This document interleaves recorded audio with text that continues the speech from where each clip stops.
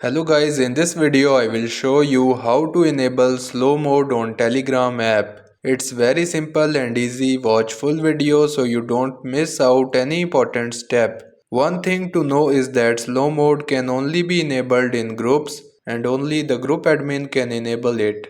So let's start the process.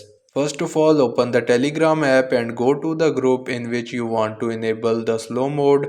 Then you will see group name on the top, so tap on it. On the next page you will see a pencil icon on the top right hand side, so tap on the pencil icon. Then edit page will open. Here you will see permissions option, so tap on it. Next on the permissions page you will find the slow mode slider. Slide it to the right to enable slow mode and adjust the time for the slow mode. You can set the slow mode duration anywhere between 10 seconds and 1 hour.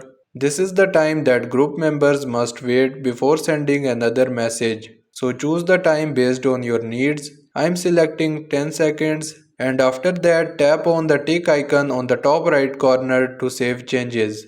And this is how you can enable slow mode on Telegram app.